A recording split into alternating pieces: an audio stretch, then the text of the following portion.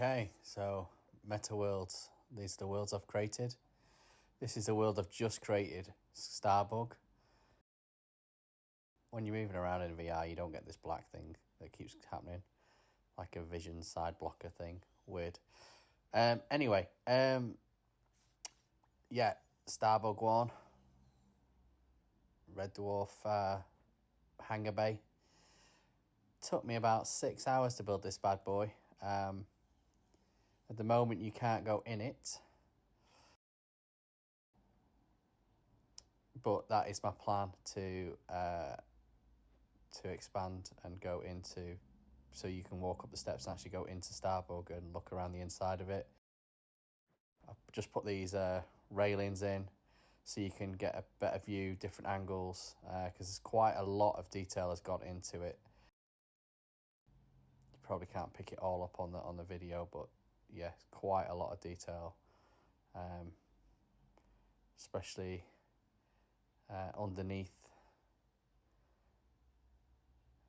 You can't get underneath it, but there's some details like on the underside of it that you can see lower down, and there's some details around the engine bay and stuff like that.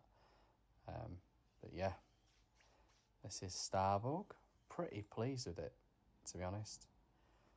Yeah, the engine's glow up and everything. Can't quite get the angle to see it, but like I say, I'm going to improve the world. So this is my first world that I ever built. Here we go, Millennium Falcon. You start on the edge of this big cliff. You're supposed to work your way down, but someone worked out you can actually jump on top. It's quite a good idea to get world testers. I also don't know why the front pincers are black. They should be the same colour as everything else. This world I created, like I say, my very first world, just a few hours. But there was a lot of assets, pre-built assets, like these wall panels and the sofa and the chair and the chessboard. And they take up a lot of world resource. You only get so much resource per world.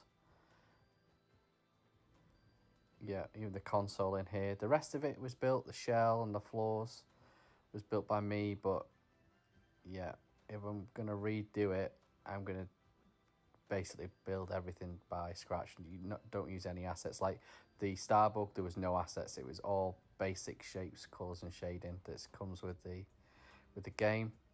So I've got another portal here. Let's go to Dagobah. This is my second world where I started to tinker about with scripting. Yeah, so we've joined the world. We're in the Dagobah jungle. Here's R2. He himself took a couple of hours to build, 2 or 3. Yeah, and then obviously just some simple animation and some sound that plays. You can record your own sound clips, which is quite good, but you can't import your own images. It'd be great if you could import images and use them as textures. Something else I scripted was the ability to use the force on the 3 rocks, and if you concentrate hard enough, really, if you find the right buttons, you can stack them in 3.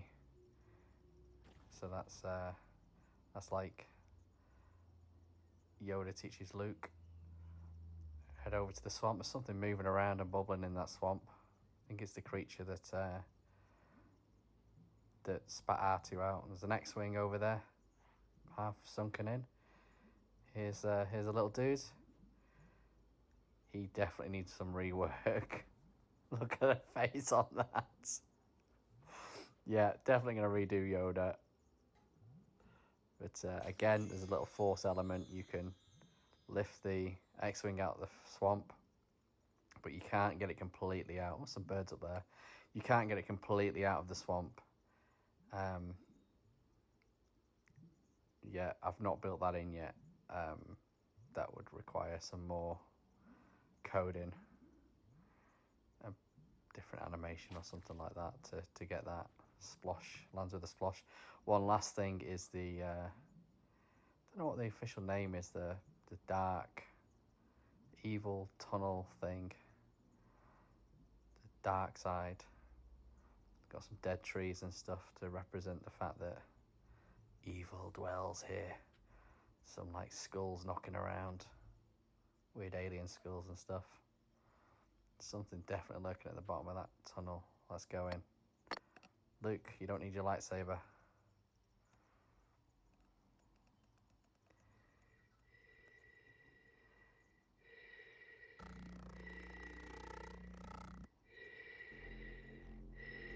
I thought I'd do some sort of lightsaber effects. So there we go, you come out the tunnel.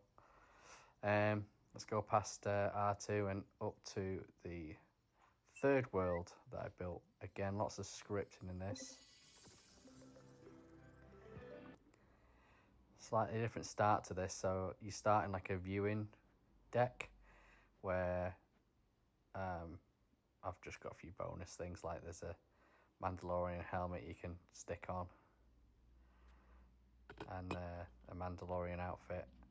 Built them so you can wear them as you're knocking around. There's some other worlds that I like, and then behind me is some doors back to my other worlds.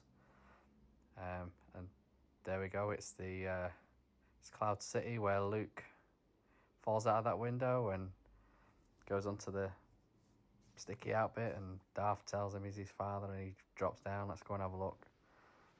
So again, here's that window that Luke falls out. There's like wind sounds. Okay, all the wind. Here's a little bonus room with a couple of lightsabers in it, and R2's there again. Built these hilts as well. That's Vader's.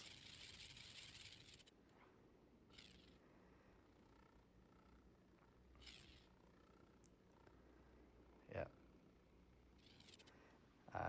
Let's head back out. Remember the doors that Luke comes through? You go near them and they whoosh, whoosh. They open and close really quick. Let's jump out the window.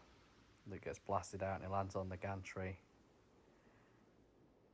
And he wanders around here where Vader steps out and confronts him, and they get pushed along and they fight on this platform, and that gets chopped off by Vader, and Luke crawls out on here where he loses his hand as well.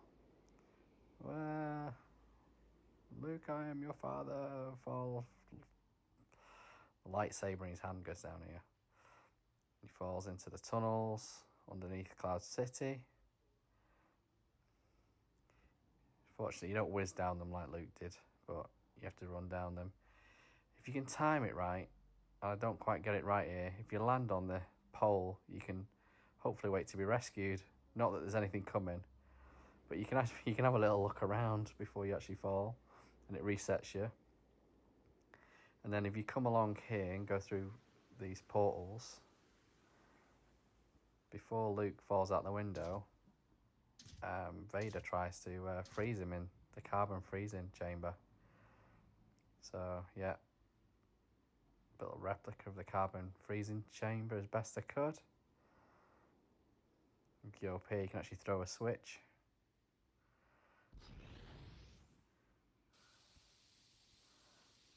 Lots of steam coming out. Whoa!